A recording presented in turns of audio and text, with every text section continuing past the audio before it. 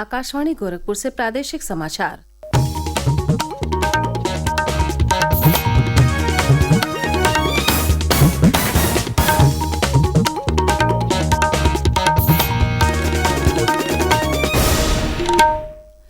नमस्कार, समाचार बुलेटिन के साथ मैं सोनी निगम। पहले मुख्य समाचार। हाथरस भगदड़ में हुई 121 मौत के मामले में जिले के एसडीएम, सीओ और तहसीलदार समेत 6 अधिकारी निलंबित। एसआईटी की रिपोर्ट पर प्रदेश सरकार ने की कार्रवाई। प्रदेश के तराई क्षेत्रों में बाढ़ से स्थिति हुई नाजुक। मुख्यमंत्री योगी आदित्यनाथ आज करेंगे बाढ़ प्रभावित पीलीभीत और लखीमपुर खीरी जिलों का दौरा। पूर्व कैबिनेट मंत्री आजम खां के रामपुर स्थित हमसफर रिजॉर्ट पर चला सरकारी बुलडोजर। कोर्ट के आदेश के बाद जिला प्रशासन ने की कार्रवाई। और महोबा में 2 बाइक में हुई आमने सामने की टक्कर, पेट्रोल टैंक फटने से 4 लोगों की मौत।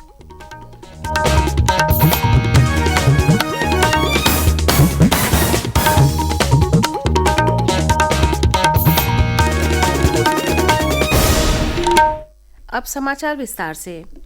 प्रदेश सरकार ने हाथरस भगदड़ मामले में गठित विशेष जांच दल एसआईटी की रिपोर्ट के आधार पर कड़ी कार्रवाई करते हुए हाथरस जिले के एसडीएम, सीओ और तहसीलदार समेत 6 लोगों को निलंबित कर दिया है। विशेष जांच दल ने अपनी रिपोर्ट में घटना के पीछे आयोजकों की लापरवाही को जिम्मेदार ठहराया है। एसआईटी की ओर से कल दाखिल की गई रिपोर्ट के मुताबिक आयोजकों ने तथ्यों को छिपाकर कार्यक्रम के आयोजन की अनुमति ली। अनुमति के लिए लागू शर्तों का अनुपालन नहीं किया। आयोजकों द्वारा अप्रत्याशित भीड़ को आमंत्रित कर पर्याप्त एवं सुचारू व्यवस्था नहीं की गई। आयोजक मंडल से जुड़े लोग अव्यवस्था फैलाने के दोषी पाए गए हैं। एसआईटी ने हादसे के पीछे किसी बड़ी साजिश से भी इनकार नहीं किया है और गहन जांच की जरूरत बताई है।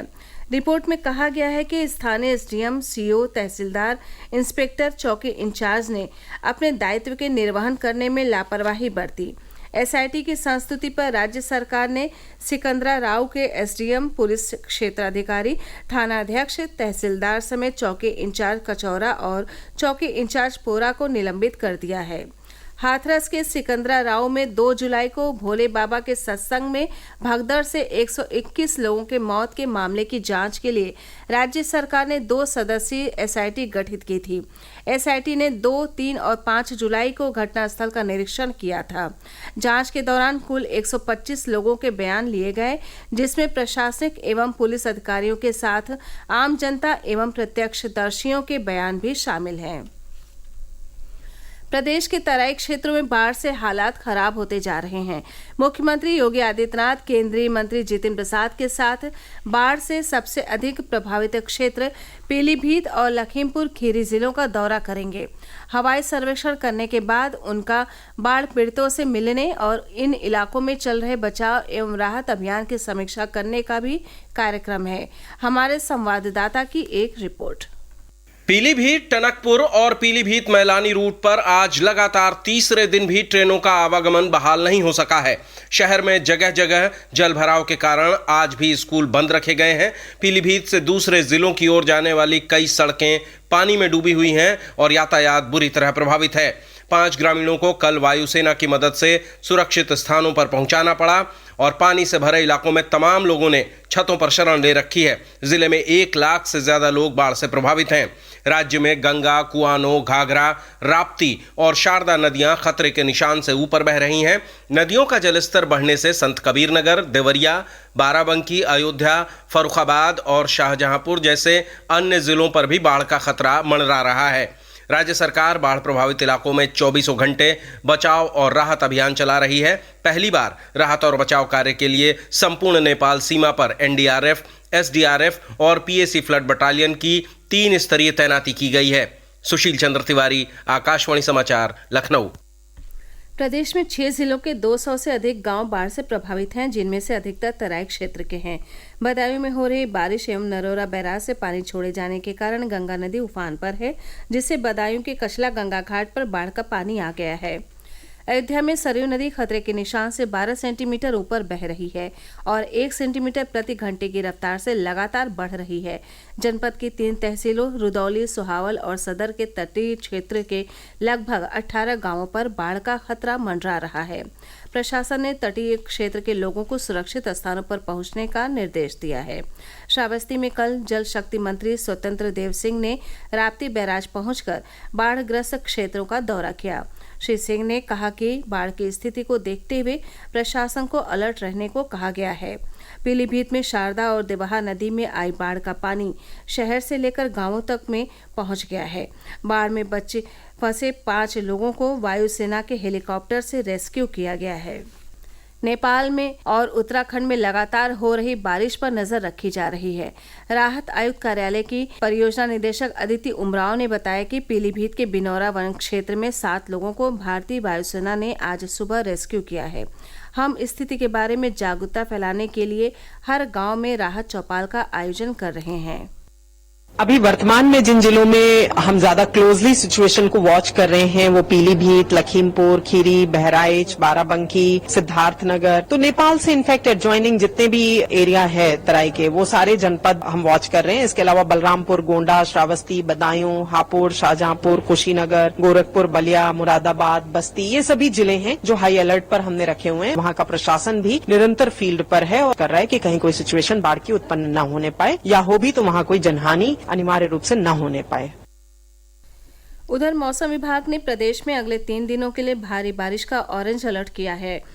इस दौरान पूर्वी उत्तर प्रदेश के अलग अलग स्थानों पर अधिक से बहुत अधिक बारिश की आशंका जताई गई है। प्रादेशिक समाचार आप आकाशवाणी गोरखपुर से सुन रहे हैं। ये समाचार बुलेटिन हमारे YouTube channel AIR news Gorakhpur और X हैंडल AIR न्यूज_GKP पर भी उपलब्ध है। पूर्व कैबिनेट मंत्री और सपा नेता आजम खान के रामपुर स्थित हमसफर रिजॉर्ट पर कल सरकारी बुलडोजर चल गया। रिजॉर्ट में अवैध निर्माणों को ढहाकर सरकारी जमीन कब्जा मुक्त कराई गई। आजम खान सीतापुर जेल में बंद है। उनका पसियापुरा शुमाली में हमसफर रिजॉर्ट है।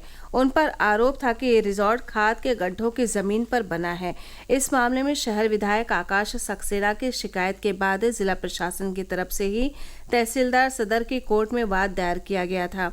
इसमें कहा गया था कि रिजॉर्ट में खाद के गड्ढों की 0.038 हेक्टेयर जमीन है, जिसकी गाटा संख्या 164 है। कोर्ट के आदेश पर पैमाइश हुई, जिसमें सामने आया कि खाद के गड्ढों की जमीन है। कोर्ट ने जमीन से अवैध कब्जे खाली कराने के साथ ही क्षतिपूर्ति भी वसूलने के आदेश दिए। केंद्रीय अन्वेषण ब्यूरो CBI ने कथित नीट UG पेपर लीक मामले में 2 और लोगों को गिरफ्तार किया है। इन्हें बिहार के नालंदा और गया जिलों से गिरफ्तार किया गया है। नीट पेपर लीक के मामले में CBI की ओर से व्यापक स्तर पर छापेमारी करने के साथ ही लोगों से पूछताछ और गिरफ्तारी की जा रही है। लोकसभा में नेता विपक्ष और रायबरेली के सांसद राहुल गांधी कल 1 दिवसीय दौरे पर रायबरेली पहुंचे। इस दौरान उन्होंने एम्स में मेडिकल के छात्रों से मुलाकात की। राहुल गांधी ने किसान गोलीकांड शहीद स्मारक पर पहुंचकर शहीद किसानों को श्रद्धांजलि दी और वृक्षारोपण किया। इसके बाद एम्स पहुंचकर उन्होंने मेडिकल के छात्रों से मुलाकात की और OPD में पहुंचकर मरीजों का हाल चाल जाना। राहुल गांधी ने सियाचिन में शहीद हुए कैप्टन अंशुमान सिंह के परिजनों से भी मुलाकात की। उन्होंने करीब 40 मिनट तक अंशुमान सिंह के माता पिता से बातचीत की। इससे पहले राहुल ने रायबरेली के हनुमान मंदिर में पूजा अर्चना की और फिर भुए मऊ गेस्ट हाउस में पार्टी कार्यकर्ताओं से मुलाकात की। लोकसभा चुनाव में जीत दर्ज करने के बाद राहुल गांधी का यह दूसरा रायबरेली दौरा है। इससे पहले वो एक कार्यकर्ता सम्मेलन में हिस्सा लेने यहाँ आए थे। महोबा के श्रीनगर कोतवाली क्षेत्र स्थित चितैया गांव में कल 2 बाइक की आमने सामने हुई टक्कर में मामा भांजे सहित 4 लोगों की मौत हो गई, जबकि 2 लोग गंभीर रूप से घायल हो गए। प्रत्यक्षदर्शियों के अनुसार हादसा बाइक का टैंक फटने की वजह से हुआ। इससे पहले कि आसपास के लोग उन्हें बचाते, बाइक सवार गंभीर रूप से झुलस गए। घटना की सूचना पाकर मौके पर पहुंची पुलिस ने घायलों को अस्पताल पहुंचाया, जबकि मृतकों के शव को पोस्टमार्टम के लिए भेजा। अंत में मुख्य समाचार एक बार फिर। हाथरस भगदड़ में हुई 121 मौत के मामले में जिले के SDM, CO और तहसीलदार समेत 6 अधिकारी निलंबित। SIT की रिपोर्ट पर प्रदेश सरकार ने की कार्रवाई। प्रदेश के तराई क्षेत्रों में बाढ़ से स्थिति हुई नाजुक। मुख्यमंत्री योगी आदित्यनाथ आज करेंगे बाढ़ प्रभावित पीलीभीत और लखीमपुर खीरी जिलों का दौरा। पूर्व कैबिनेट मंत्री आजम खां के रामपुर स्थित हमसफर रिजॉर्ट पर चला सरकारी बुलडोजर। कोर्ट के आदेश के बाद जिला प्रशासन ने की कार्रवाई। और महोबा में 2 बाइक में हुई आमने सामने की टक्कर, पेट्रोल टैंक फटने से 4 लोगों की मौत। इसी के साथ ये समाचार बुलेटिन समाप्त हुए। नमस्कार।